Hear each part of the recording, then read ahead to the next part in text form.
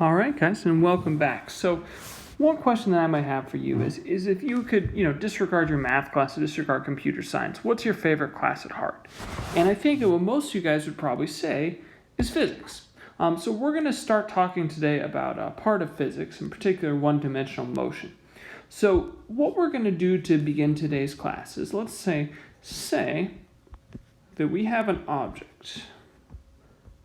So say we have an object, and that object moves on a straight line in one dimension. Line in one dimension. And we're going to call x of t the position of that object at time t. It's the position of the object on the line at time t.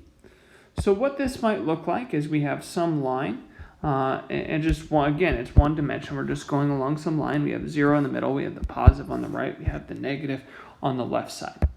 And if this is in terms of inches, if x is equal to 1, that means that we are 1 inch to the right. So that would be at this point right here where x is equal to 1. If we said x was equal to, -4, that would mean that we are 4 inches to the left. So 4 inches to the left, that might happen, let's see, 1, 2, 3, 4. So that would be the spot right here where that position was equal to -4. Okay, so keeping that in mind, what this is, in some of the notation you might see that, say x of 2 is equal to 10. So that's saying that 2 is a t. So that's saying that like at t equals 2, the position is 10. So at time 2, you're over here at some position of 10. So basically, you have some line, and at different times, you're at different spots along that line.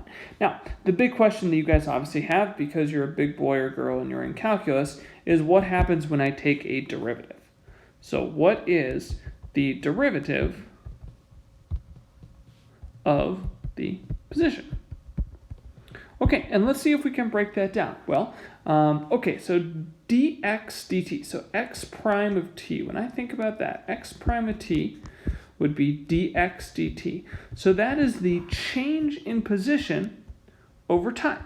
It's the derivative of position, right? So it's the rate of change of position over time. And for those of you who've taken physics, this should bring a smile across your face, because the word we use for change of position over time is just velocity. That's what we mean. Velocity is just kind of the rate of change at which your position is changing. So it's the rate of change of the position. Now, one thing I want us to do is think about units, and we're going to write that as v of t. Okay, and we're going to talk a lot about like the units of this. So the units that we have for x being a position, would be in terms of like inches, inches, or feet, or miles, or meters, if you're not American or something. So the units of v,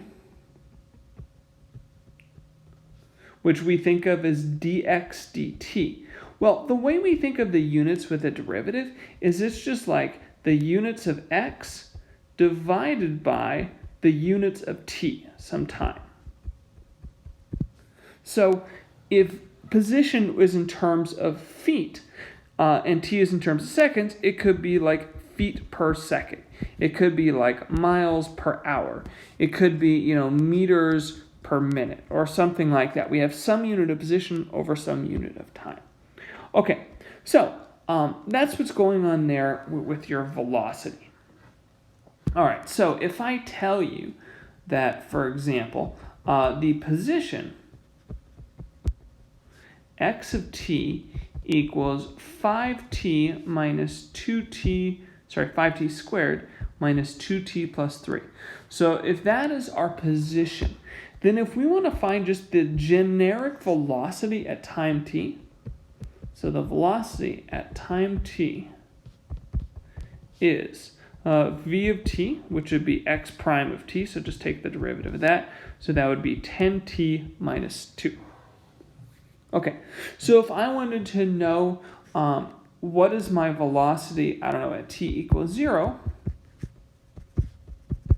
I just plug that into this derivative. So velocity at t equals 0 would just be v of 0, which is 10 times 0 minus 2, which of course is just negative 2. If I wanted to find, I don't know, v of 2, what is the velocity at time 2? Well, that would be, 10 times 2 minus 2, which would of course be 18. Okay, so in terms of interpreting these, if you have a positive velocity like this, if your velocity is a positive number, well, velocity is a derivative of position, right? So that means that like my x prime is positive.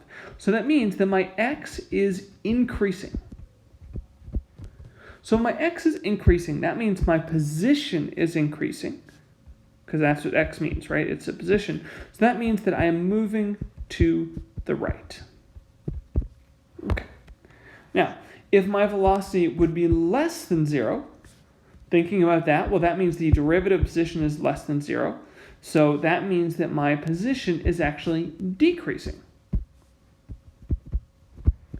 So much like our country, that would mean that we are moving to the left.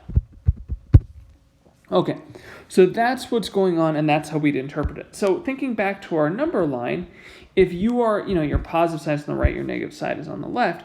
If you're traveling in the positive direction, that means you have a positive velocity.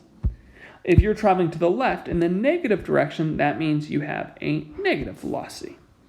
Okay, so cool. That's what's going on there, and that's how to interpret it. Well, what if you want to go the other direction, right? So what if you have velocity and you want to get back to position? What if you have velocity and then need the position? Well, as we know, if we take the derivative of position, that gives us the velocity. So if I want to go back the other direction, instead of taking a derivative, I would take the integral. So if I take the integral of my velocity function, that will give me the position. Right? So the derivative of position is velocity, the integral velocity will get you back to the position. So let's give an example problem here. If you have the velocity of t is equal to 2t plus 3. So I give you the velocity of some function, and it is 2t plus 3. And I tell you at t equals 0, the position is x of 0 equals 4 meters. And then I'll say find the position. Find the position at t equals 3. Okay, when you see a problem like this where they give you a velocity and ask about position, one thing I want to encourage you guys to do is to think about this not as position and velocity, but think about it as f and f prime. So the position is your f. The velocity is your f prime. So basically, they're giving you f prime. They're telling you what f of 0 is equal to, and they're asking you to find f of 3. Well, I don't know about you guys, but to me, that sounds like a problem where we would use the fundamental theorem of calculus. Right? So if we have f prime and we're trying to find a value of f, we know that, okay, like 0 and 3 are going to be my a and my b. That's saying that like f of 3 minus f of 0 is equal to the integral 0 to 3 of f prime. Or, in the language that we've used today, the position at 3 minus the position at 0 is equal to the integral 0 to 3 of that velocity function. Okay, so x of 3 is what I'm trying to find. X of 0, they tell me, is 4, and that equals the integral from 0 to 3 of 2t plus 3. Okay, so again, we're given a derivative, we're trying to go back to the original function. We have this new context, with velocity and position, but really you want to think about velocity as your derivative and position as the original function. So in doing this integral, right, this is something you guys know how to do very well. So we'll say x of 3 minus 4 equals, okay, and that integral is just t squared plus 3t, going from 0 to 3. So when I go ahead and plug in the top bound of 3, I'm going to get 9 plus 9. When I plug in 0, of course, I just get 0. So then I add the 4 to the other side, and I'll get x of 3 is equal to 22. Okay, so that's how you'll approach these problems. Now, alternatively, you could do this another way, right? You could integrate the velocity and get the position function. So you could say, okay, my position is like t squared plus 3t plus c, and then you could use one initial point here to help you find the c, and then just go back and plug in the other one. So that's another way you can do it, is by finding c. I like the fundamental theorem because it kind of always works. Okay, so that's the idea with position and velocity. One other term you might see is something called a displacement. And when you see displacement, what that means is that just means a change in a position. Okay, so displacement is a change in position. So it's a change in position from one time to another. So when I ask you, like, what is your displacement from the time you left your house to, I don't know, the time you got to the grocery store, the displacement is just like, how far apart are they? How far apart are your starting location and your ending location?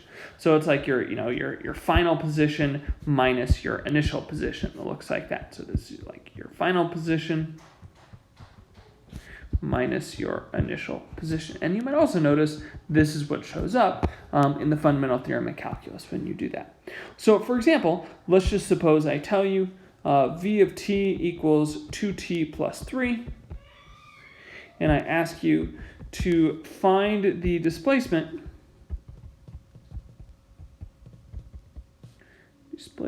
which I probably didn't spell right, from t equals 1 to t equals 5. Okay, so when we say the displacement, that just means the change in position. So they're just saying, what is x of 5? What is x of 5 minus x of 1? Like, this is the displacement. This is my change in position. Okay, and how do we find that? Well, of course, we just need to find the integral of the velocity, right? So that's just the integral 1 to 5 of x prime, which would just be the integral from 1 to 5 of 2t plus 3, which, is like we just did that. It's like t squared plus 3t going from 1 to 5. So you plug that in, and that's like 25 plus 15 minus 1 plus 3 is 4. So you got 36. So what that is, that displacement of 36, that just means that your position at t equals 5 is 36 units from the position at t equals 1. Like, that's what a displacement means. It's just a change of position from one time to another time. Okay, so that's the basics of velocity, position, and displacement. Just some other fun facts and things to know about that are going to help you with some problems. So if a problem ever says, when is an object at rest? If it says when is an object at rest, if something is at rest, that means it is not moving. When the position is not changing, so that means that the velocity is equal to 0. If a question ever asks, when does it change direction? When does it change? Jesus. So if something changes direction, what that means is the velocity is going in one direction and then it switches to the other. So if something changes direction, what that means is the velocity changes sign. So it goes from positive to a negative or vice versa. Right? If you're moving to the right and then you're moving to the left, that's a change in direction. So just to kind of give you an example problem, let's say I give you a graph. So in this case, I'm going to give you a graph of a velocity for a rhino, or hippo, I guess it doesn't really matter, a rhino running along the x-axis. Okay, so what this is, I'm going to give you just a pretty boring graph here. Let's say it goes up 1, 2, 3, and then 4 and 5. And then let's say we, I don't know, we're there, and then we're down here at 5 comma negative 2. And then as we go from 0 to 2, we're going to go up 1, 2, 3, 4. We're going to go up from here to here, and then there. So again, this is a graph of velocity. And again, when you see position, that's like your F, think of this as an F prime graph. Like that's how you want to be considering this situation here. Okay. So they give you this velocity graph, which again is like an F prime graph. So we might just ask a couple of questions like when is the rhino running to the right? And when is it running to the left? Okay, now when you see a problem like this, don't get confused by the graph. Again, this is a graph of velocity.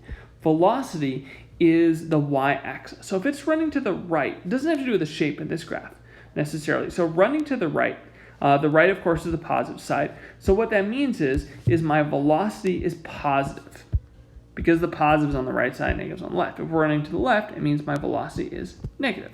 So we look at this graph, see where's my velocity positive? Well, that happens when I'm above the graph, right? My y value is just the velocity. So it's running to the right on the interval from 0 to 3. It's going left on the interval from 3 to 5 because that is when my velocity is negative, when I'm below the axis on this graph. Okay, now when does it change direction?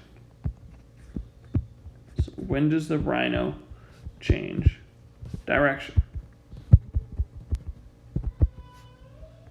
Okay, well the rhino is going to change direction when the velocity changes sign.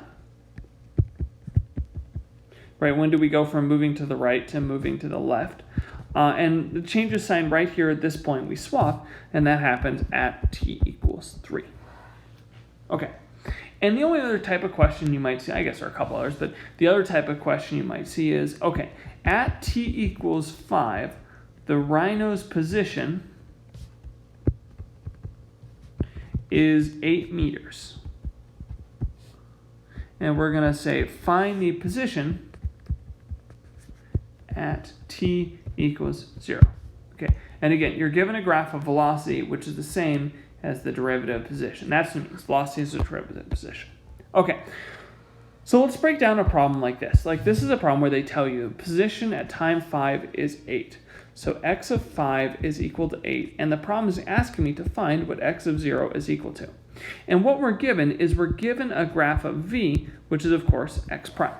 So this is one where, okay, you have a derivative, you're trying to find information about the original function. Again, use the FTC. So we know that like x of 5 minus x of 0 is the integral 0 to 5 of x prime. Now, of course, that means 8 minus x of 0 is equal to this, but you want to think about this as an area, right? It's an integral, so we want to think about an area, a positive and a negative area. Okay, so the area above the axis is 1/2 times 3 times 4. So we see an area here of 6 in the upper triangle, and the lower triangle is 1/2 times 2 times 2. So this has an area of 2. Now it is negative because it's below the axis, right? We have, this area up here is positive 6, this area down here is negative 2. So what we're doing is this area is positive 6 minus 2. So that's saying 8 minus x of 0 is equal to 4. So that means the position at 0 is equal to 4 meters. So we're using the FTC, and we're thinking about that integral of the velocity, the integral of the derivative position as an area, and saying that. Okay, so that's how to do these problems. Again, the key here is that if you take the derivative of position, you get the velocity, and if you integrate the velocity, you get back to position, and then we're just doing a lot of review. Hope this helped. Thanks for watching. I'll see you soon.